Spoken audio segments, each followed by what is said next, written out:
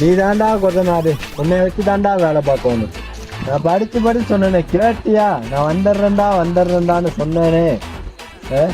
25,000க்கு விலைக்கு வச்சு விட்டப்போ ஏனே அந்த ஆளை பிடிச்சி கத்திக்கிருக்க? வர்றா, மோட்டர் ரூம் கட்டிருக்க லட்சணத்தை வர்றா. என்ன நல்லா தானே இருக்கு? இங்கிட்டு பாரு, செவர் இருக்கா? ஆமா, செவர் இருக்கா? வா, செவர் இருக்கா? பாரு, மோட்டரை உள்ள வச்சு சமாதி கட்டி விட்டான்டா. இது எதுக்கு தார் பாய் மேல போட்டு வச்சிருக்கீங்க? அதை கேட்டா மோட்டர் நனைய கூடாதாமா. என்ன அவ்வளவு தெளிவு.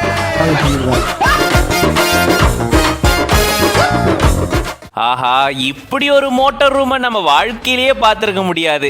எப்படிங்க மோட்டரை உள்ள வைப்பீங்க, 4 பக்கமும் செவுரை கட்டினா அப்படின்ற மாதிரி இந்த மாதிரி ஒரு மோட்டார் ரூமை கட்டி வச்சுட்டு போயிருக்காரு இங்க ஒரு கொத்தனாரு. இதை கட்ட சொன்னவர் இதை பார்த்து அப்படியே ஷாக் ஆகி அவருக்கு போனை போட்டு நல்லா செஞ்சுட்டு போயிட்டப்பா அப்படின்ற மாதிரி சொல்றாரு. பட் பார்க்கவே பயங்கர ஃபன்னா காமெடியா இருக்கு. சினிமாக்காரன் 1001 அப்படின்ற பேஜ்ல இருந்து இந்த வீடியோவை ஷேர் பண்ணிருக்காங்க. இதுல பாத்தீங்கன்னா ஹைலைட் என்னன்னா, மேல தார்பாய் வச்சிருக்காங்க. எதுக்கு இந்த தார்பாய் அப்படின்னு கேட்டா, மோட்டார் நனையாம இருக்கிறதுக்காக தாங்க இந்த தார்பாய் அப்படின்னு சொல்லிட்டு போயிருக்காராம். வேற லெவல் போங்க. இப்படி ஒரு கொத்தனார வாழ்க்கையில பார்த்திருக்கவே முடியாது அப்படின்ற அளவுக்கு இப்படி ஒரு செய்கையை செஞ்சுட்டு போயிட்டாரு போல.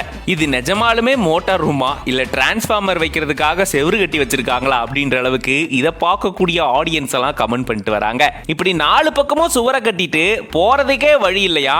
ஆனா மோட்டார் நனையாம இருக்கணும் அப்படின்றதுக்காக மேல தார்பாய் வச்சிருக்காரு பாருங்க. அங்க நிக்கிறாரு இந்த கொத்தனாரு. பாவங்க அவரு, இவ்வளவு காசு போட்டு கட்டி புட்டி இப்படி பண்ணி விட்டு போயிட்டியேப்பா அப்படின்னு சொல்லி புலம்பிக்கிட்டு இருக்காரு. பட் எனிவேஸ், இது ஃபன்காக இந்த மாதிரியான வீடியோஸ் இவங்க போட்டுக்கிறதா சொல்லி இதை ஷேர் பண்ணிருக்காங்க.